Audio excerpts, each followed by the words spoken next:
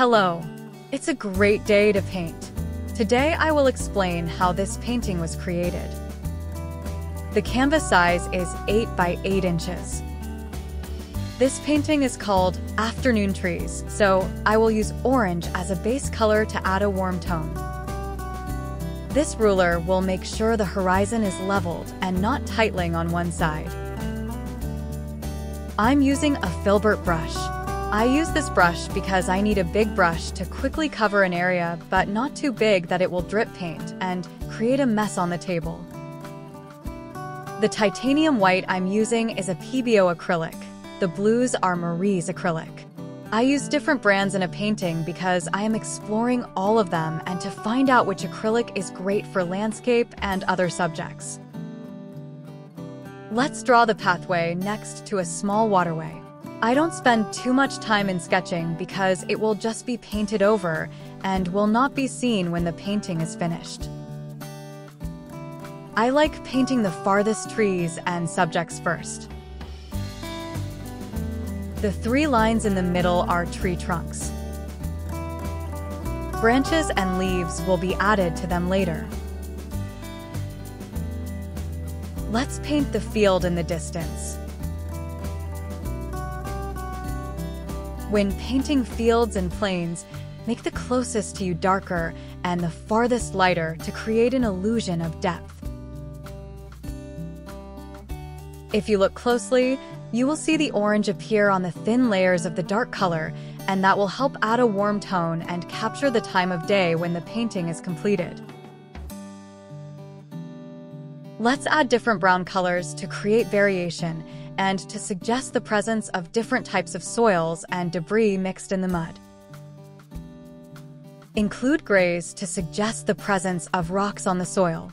Paint small, big, medium-sized rocks in different shapes. Mix a bit of blue tones to the gray rocks to add contrast to the warm-colored mud and some greens for the moss. Let's add some dried-up grass sticking out of the ground. Maintain a warm tone on the entire area of the field to capture the afternoon feel. I'm using a 000 round Princeton brush. To make the mud look interesting, add rocks on the grass. Putting lighter colors on the field will help suggest that the area is far from the viewer. Let's add some clouds. A horizontal line will add hints of field patches and will make the area look more spacious. Paint more debris found in mud to make it interesting. Blue for the areas with water. The area at the back seems flat, so let's add some depth by adding dark colors. For the pathway, use similar colors we used on the right side. Add gray to color the pathway. Mix yellow ochre to the gray to suggest the mixing of soils, rocks, and mud, and to make it look less flat. Paint all of the land area with different kinds of brown color to suggest uneven ground. Using lighter shades of brown to the farthest area, create an illusion of distance. Muddy paths are messy, so let's add dark and light colors of browns, yellows, and grays in random areas of the pathway. Make the pathway narrower as it nears the horizon to suggest distance. Painting scattered rocks and debris to the pathway will help suggest imperfections and also lessen the flatness of the gray areas. Include violet colors to the pathway to complement the yellow dry leaves and field. Add a touch of yellow to suggest areas that are hit by the afternoon sun.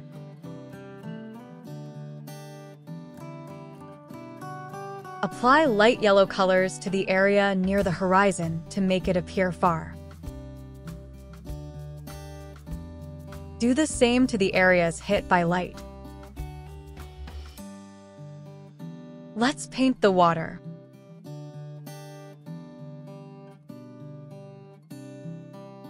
It's a new day. Let's continue painting the afternoon trees. For me, natural lighting is the best source of light for painting. Paint shades of green to suggest the presence of grass patches in the area. Paint the water matching the colors of the sky.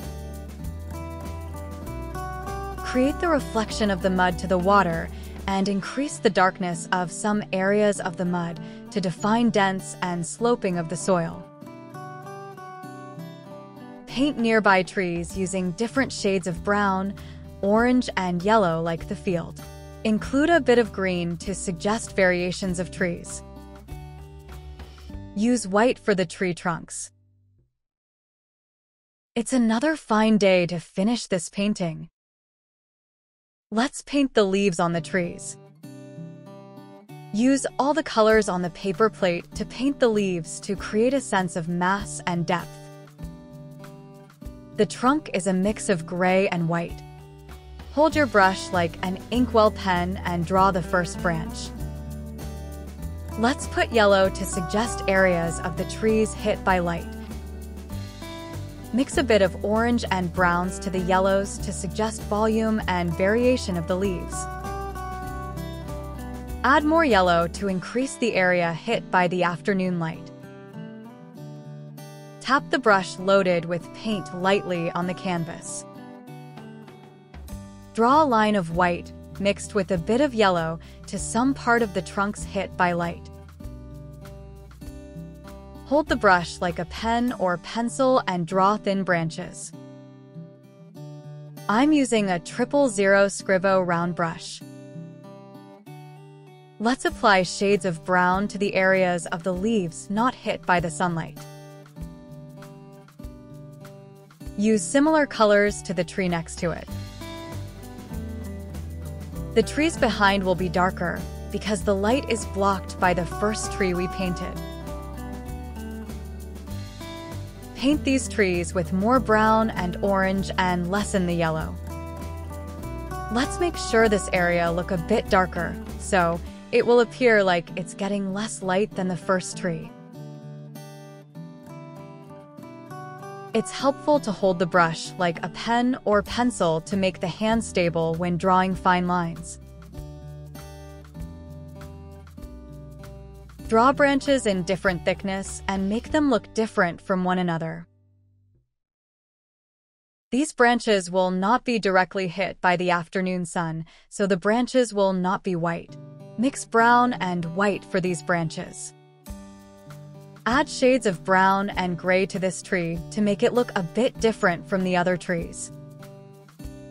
Make the afternoon light reach the trees at the back by adding yellow ochre and a bit of white to some parts of its leaves. This area will also be lighted a bit.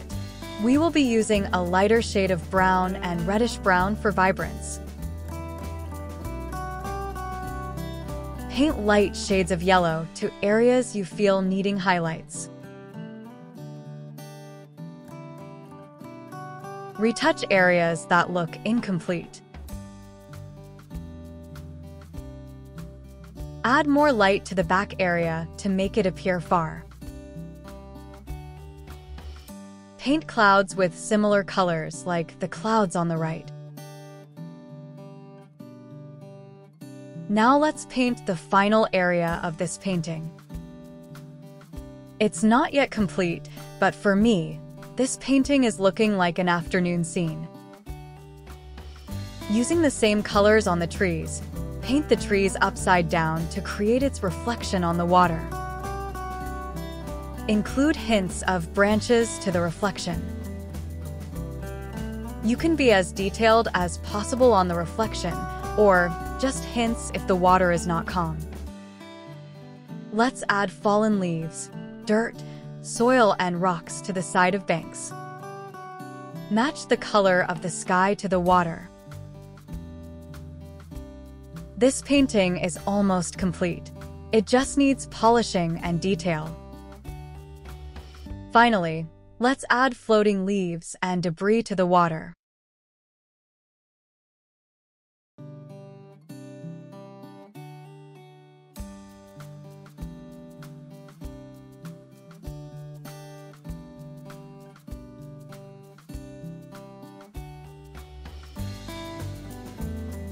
This is how it looks now after corrections and improvements. I'll see you on the next painting.